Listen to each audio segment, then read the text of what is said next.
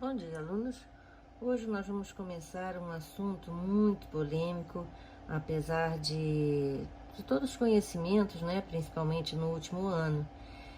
Então, nós temos muitos conhecimentos, porém, infelizmente, ainda muitas dúvidas e a cada dia novos fatos se somam que fazem com que surjam mais dúvidas ainda e está parecendo um buraco sem fundo. Estamos falando no grande vilão do momento, os vírus. Os vírus são agentes infecciosos microscópicos que medem de 20 a 30 nanômetros e são constituídos por ácidos nucleicos e proteínas.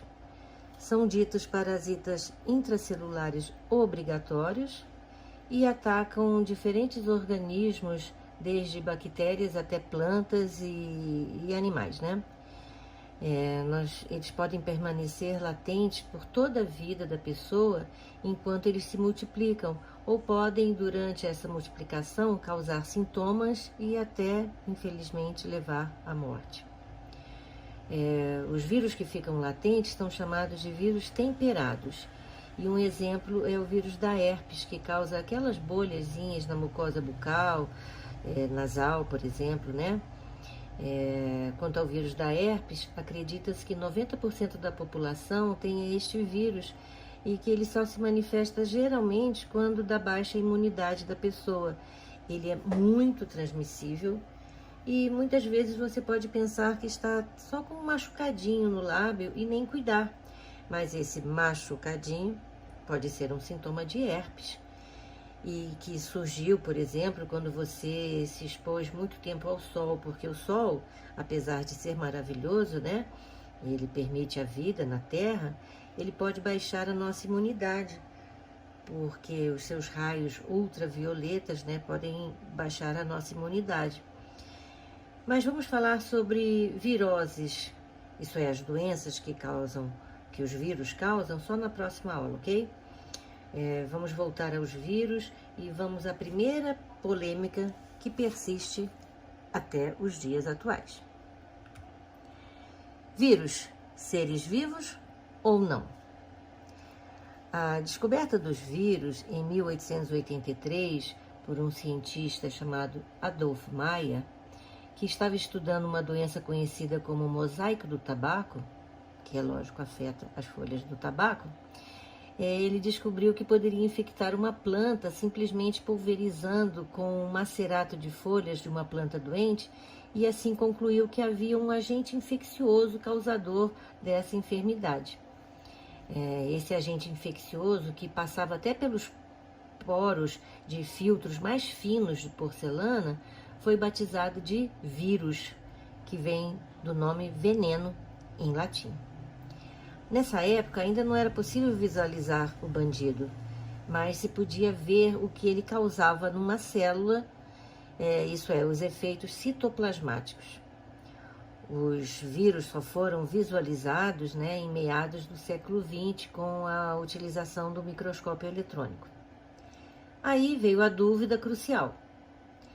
Esse agente infeccioso, que pode causar tantos efeitos citoplasmáticos quando no interior de uma célula, é um ser vivo ou um ser não vivo? Pode até matá-la. É um ser vivo? Ainda hoje, muitos são os cientistas que defendem cada um dos lados e não se chegou a uma conclusão definitiva, que, a meu ver, não tem a mínima importância. Se são vivos ou não, o que importa é que eles podem nos matar. Então, nós temos que aprender o máximo sobre eles para ou neutralizá-los ou, como espécie, aprendemos a viver harmoniosamente com eles, certo? Vamos então ver alguns argumentos de cada lado. Sim, os vírus são seres vivos. Por quê? Porque possuem material genético. Um vírus, como nós vamos ver, é uma caixinha de proteína que tem dentro material genético. Esse material genético é o RNA ou o DNA. Outro argumento, ele é capaz de se reproduzir. Sozinho? Não. Até quando ele está no ambiente, fica como se estivesse assim dormindo. E ele nem é chamado de vírus, é chamado de vírion. Então ele precisa de certas condições para se reproduzir. A condição tipo no-go é estar dentro de uma célula. E é por isso que eles são chamados de parasitas intracelulares obrigatórios. Outro argumento? Ele pode evoluir. Sim, além de evoluírem, podem fazer isso bem mais rápido do que seus hospedeiros, como nós, os humanos, por exemplo. O vírus da gripe pode ser totalmente diferente de uma região geográfica para outra, e também o vírus causador da AIDS. Esses vírus podem evoluir por seleção natural. No caso do vírus da gripe, ele pode desenvolver uma infectividade maior, por exemplo. E já o HIV pode evoluir e apresentar resistência às drogas usadas para seu controle e para seu combate. A seleção natural ocorre quando há variação genética em uma população, isto é, quando há diferenças genéticas. E no caso dos vírus, a variação vem de duas fontes principais. Primeiro, a recombinação, que é quando os vírus trocam pedaços de material genético, DNA ou RNA. E o segundo é por mutação, uma mutação aleatória, quando ocorre uma alteração na sequência do RNA ou DNA de um vírus. Todos sabem, né, que a cada ano novas linhagens do vírus da gripe aparecem, e é por esta razão que as campanhas de vacinação contra a influenza são anuais. A recombinação acontece quando dois vírus infectam a mesma célula ao mesmo tempo. E aí, como ambos estão usando a maquinária da hospedeira, isso é, da célula hospedeira, para produzir mais partículas virais, vai haver muitas peças de vírus, incluindo genomas recém-produzidos, flutuando na célula. E aí podem acontecer duas coisas, ou melhor, a recombinação pode ocorrer de duas maneiras diferentes. Primeiro, regiões similares de genomas virais podem se parear e trocar pedaços, fisicamente quebrando e reconectando o DNA ou o RNA. Segundo, vírus com segmentos diferentes podem trocar alguns desses segmentos, no que chamamos de rearranjo. Um mestre nesse fenômeno de rearranjo é o vírus da gripe, e aí nós temos surtos de gripe suína, né, que causou uma pandemia em 2019, por exemplo. E no caso das mutações, bem, uma mutação é uma mudança permanente no material genético de um vírus e pode acontecer se houver um erro durante a cópia do DNA ou RNA viral. De uma forma geral, os vírus de RNA têm altas taxas de mutação quando comparados aos de DNA. E por que isso acontece? A principal diferença está na maquinária da cópia. A maioria dos vírus de DNA copia seu material genético usando enzimas da célula hospedeira, as DNA polimerases, que revisam o DNA, isto é, reconhecem e consertam os danos enquanto fazem a cópia do vírus. Porém, os vírus de RNA usam enzimas chamadas RNA polimerases, que não fazem essa correção e, portanto, muitos erros são cometidos. Um bom exemplo de um vírus mutante é o HIV. Está certo que muitas mutações serão prejudiciais, aos próprios vírus e vão causar até a sua morte. Porém, algumas ajudam o vírus a se replicar em condições específicas e podem, por exemplo, causar resistência aos medicamentos. Já se sabe que quanto maior a população, maior a probabilidade de que terá um vírus sofrer uma mutação aleatória, sobre a qual a seleção natural pode atuar. E um outro fator importante é que os vírus se reproduzem muito rapidamente, fazendo com que suas populações evoluam muito mais rápido do que a população de seus hospedeiros, Por exemplo, o HIV, ele completa seu ciclo de vida em apenas 52 horas, quando comparado a cerca de 20 anos do ciclo de vida humano. Ínfimo, né? Então, estratégias de prevenção devem ser tomadas, específicas para cada virose, que vai ser o assunto da nossa próxima aula, ok? E quais os argumentos que são defendidos por quem acha que os vírus não são seres vivos? Primeiro argumento: não possuem célula.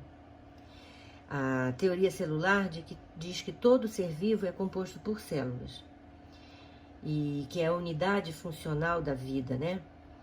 Bem, se os vírus são acelulares, não são seres vivos. Primeiro vamos ver que o conceito de vida é muito discutido, né? Quando a gente olha para um ovo, a gente diz que ali tem vida? Não parece uma pedrinha branca e redonda? Pois é, né? Outro argumento é que eles são parasitas intracelulares obrigatórios. E o que isso quer dizer?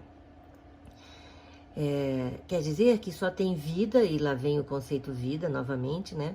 Quando estão no interior de uma célula. Quando fora de uma célula, como eu falei, nem recebem o nome de vírus, são chamados de vírion.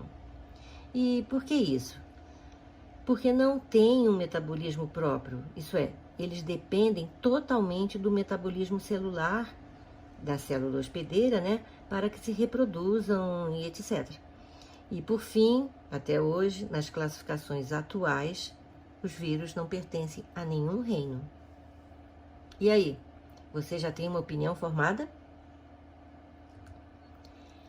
Esse é o esquema básico de um vírus. Um envelope lipídico, né, que é chamado simplesmente de envelope, que pode ou não estar presente, que é revestido, que é o revestimento externo, né, formado por restos da membrana plasmática da célula em que ele se originou, com as suas proteínas virais, o RNA viral, isto é, seu material genético, e proteínas do capsídeo, que é um envoltório proteico protetor que pode apresentar diferentes formas. Juntos, o capsídeo e o ácido nucleico formam o núcleo capsídeo. Temos alguns exemplos de vírus envelopados, por exemplo, o vírus da herpes, da varíola, também da rubéola e da gripe. E exemplos de vírus não envelopados, temos os vírus da poliomielite, né, da paralisia infantil, e os que causam conjuntivite, por exemplo. Tanto o capsídeo, no caso dos vírus não envelopados, como o envelope lipoproteico, no caso dos vírus envelopados, possuem proteínas denominadas proteínas ligantes. E o que são proteínas ligantes? São proteínas capazes de se encaixar a proteínas da membrana plasmática da célula hospedeira, e essas vão atuar como proteínas receptoras virais. E os vírus se utilizam delas para invadir a célula. É um tipo de relação chave-fechadura, entende? E isso é que torna os vírus tão específicos.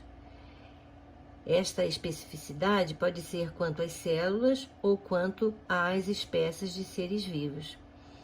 Por exemplo, o vírus da gripe tem afinidade por células do aparelho respiratório. Porém, podem saltar de uma espécie para outra, afetando tanto mamíferos e outros mamíferos, né, além dos seres humanos, e até as aves. Já tivemos até uma onda de gripe denominada gripe aviária, né? E isso acontece porque os seres humanos convivem com diversos tipos de animais e assim os vírus se adaptam a parasitar diferentes espécies.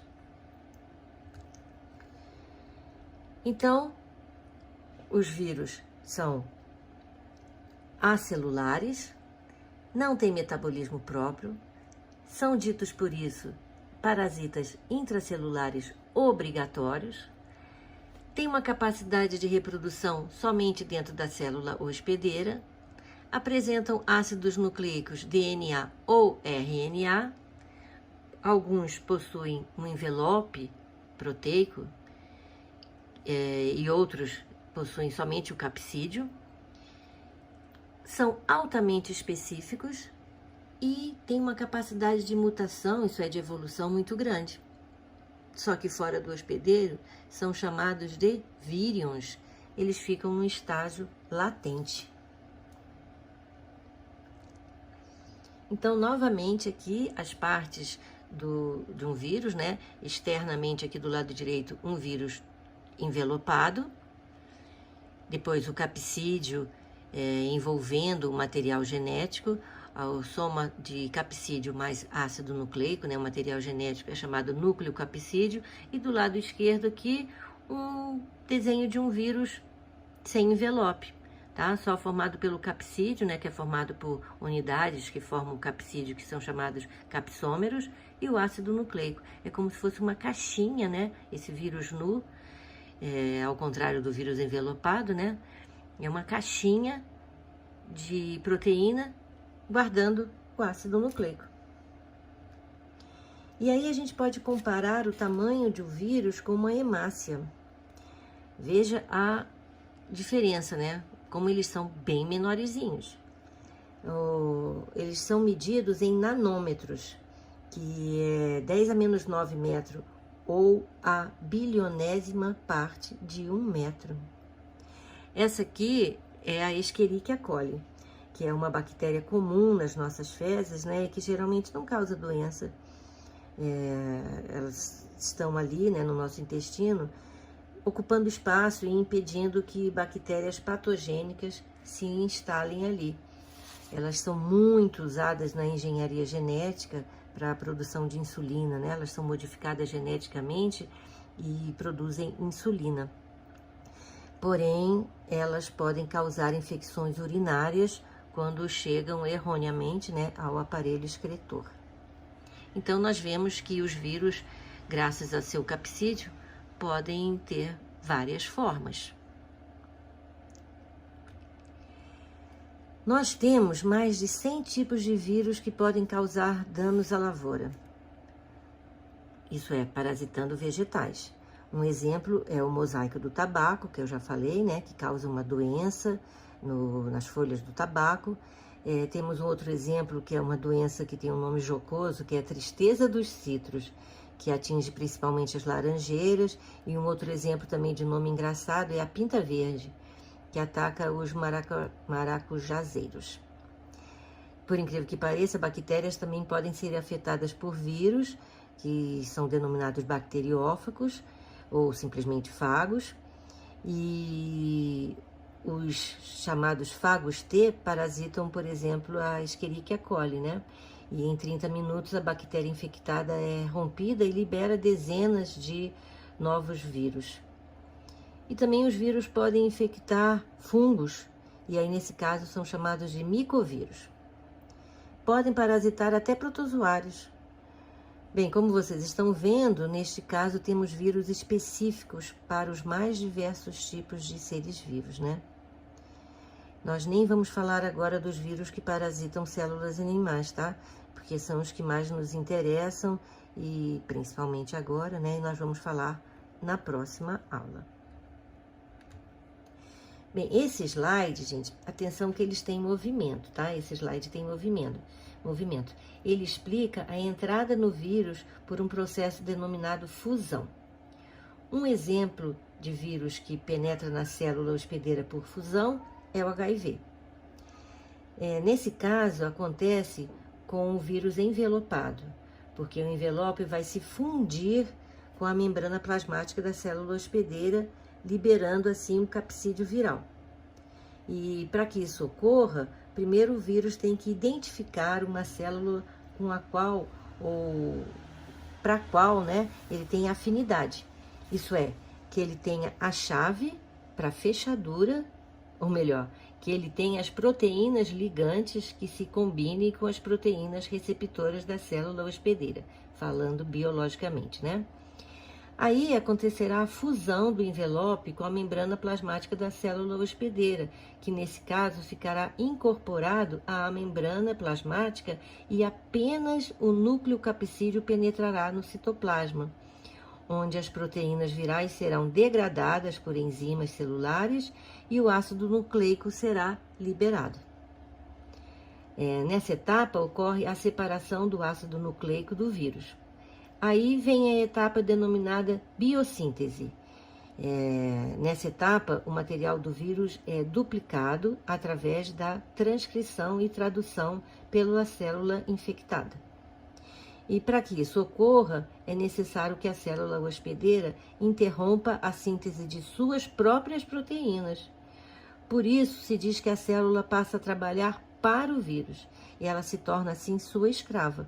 Ela não realiza mais as funções dela, ela só trabalha para o vírus. E aí, depois dessa fase de adesão, penetração, remoção do capsídeo e biossíntese, vem a fase de montagem de partículas virais. E nessa fase são formados novos vírus através da união do ácido nucleico com os polipeptídeos que formam o capsídeo. E aí, por fim, temos a fase de dispersão, que é a etapa final da multiplicação viral, quando finalmente as partículas virais são liberadas para o exterior da célula hospedeira. E essa liberação ocorre tanto pela lise da célula, isso é, quando a célula estoura, ou como por brotamento, o que acontece em vírus envelopados. Tanto a lise quanto a formação de vários brotamentos matam a célula hospedeira.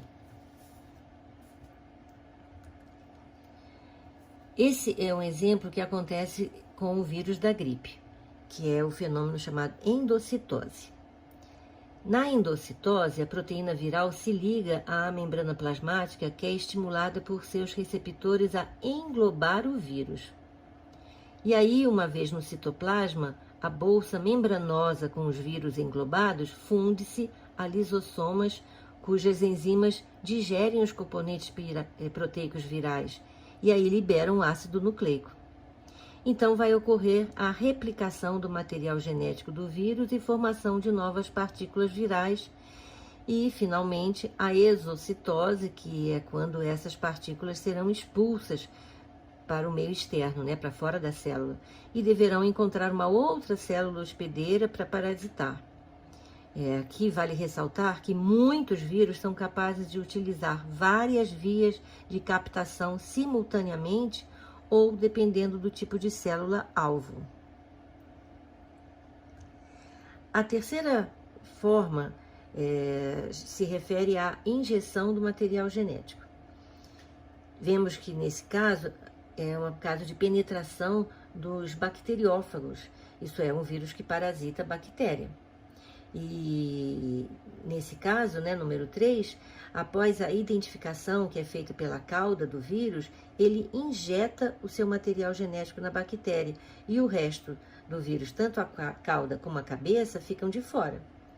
E aí, no interior da célula bacteriana, o DNA viral começa a sua multiplicação e transcreve moléculas de RNA mensageiro usando enzimas da própria bactéria. As proteínas virais produzidas inibem o funcionamento do cromossomo bacteriano, cortando esse cromossomo em pequenos pedacinhos, porque o metabolismo da bactéria está sendo controlado pelo vírus. Aí, moléculas de RNA mensageiro do fago são traduzidas em proteínas e em poucos minutos formam-se centenas de cópias do DNA invasor, que vão se associar a proteínas. E aí, uma proteína viral, a lisozina, destrói os componentes da parede da bactéria e, finalmente, depois de aproximadamente 30 minutos após a penetração de um único bacteriófago, a bactéria é lisada, se rompe e libera dezenas de novos vírus. Agora nós vamos ver dois tipos de ciclo, o ciclo lítico e o ciclo lisogênico. Primeiramente, vamos falar do ciclo lisogênico, que é quando não há destruição da parede da bactéria, tá? Então, nesse ciclo, o DNA de certos bacteriófagos, ao invés de se multiplicar imediatamente após penetrar na bactéria, pode se incorporar ao cromossomo bacteriano e passar a se chamar provírus ou profago, tanto faz. Também pode acontecer de o DNA não se integrar ao cromossomo da célula hospedeira e permanecer no citoplasma bacteriano em estado inativo, constituindo um epissoma. E vai se duplicar cada vez que a célula se dividir. E aí ele vai ser transmitido às células filhas. Esses vírus, como já falamos, são os vírus chamados vírus temperados. Quando o DNA viral está em estado de provírus, não afeta o metabolismo da bactéria. Ela continua a crescer, a se reproduzir naturalmente. Como o provírus vai se dividir a cada duplicação do DNA bacteriano e as células filhas herdam uma cópia do DNA viral no cromossoma que receberam da mãe, os fagos temperados se disseminam por toda a população de bactérias descendentes, de uma única célula que foi infectada primeiro.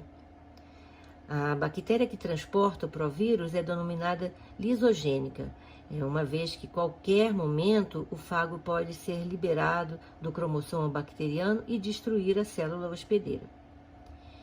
As sucessivas divisões bacterianas em que o vírus integrado se transmite às células filhas chama-se ciclo lisogênico. E é exatamente por causa desse tipo de reprodução viral que algumas doenças demoram tanto tempo para se manifestarem no organismo, como, por exemplo, a AIDS e a herpes, como eu falei. Como as células infectadas continuam desempenhando normalmente as suas funções enquanto o vírus está no ciclo lisogênico, os sintomas só serão detectados muitas vezes depois de anos, quando o vírus entrar no ciclo lítico. O ciclo lítico é a fase em que o vírus se liberta do cromossomo e leva à lise da morte hospedeira. Da célula hospedeira. Aqui nós temos um slidezinho de desenho animado, jocoso, fazendo uma comparação entre os dois ciclos, que eu acabei de falar, o ciclo lítico e o ciclo lisogênico. Então, duas células, uma célula azulzinha e uma célula rosinha, violeta, estão representando aqui o que pode acontecer no ciclo lítico e no ciclo lisogênico, para você comparar de um lado e de outro, tá bom? Então, assista esse videozinho, bem jocoso, bem engraçadinho, bem interessante, e você vai entender bem a diferença, tá? No ciclo lítico, então, a destruição da célula hospedeira, que vai liberar a lise da célula, vai liberar vários vírus, e no ciclo lisogênico a célula continua tendo as suas funções normalmente e o DNA do vírus se incorpora ao DNA da célula hospedeira. E toda vez que ela se reproduzir, quem está aí? Um pedacinho do vírus, uma lembrancinha, O DNA viral vai se permanecer e vai continuar nas linhagens que vão surgir da divisão dessa célula que foi primeiro infectada, tá bom? Até a próxima aula, quando nós vamos falar de viroses.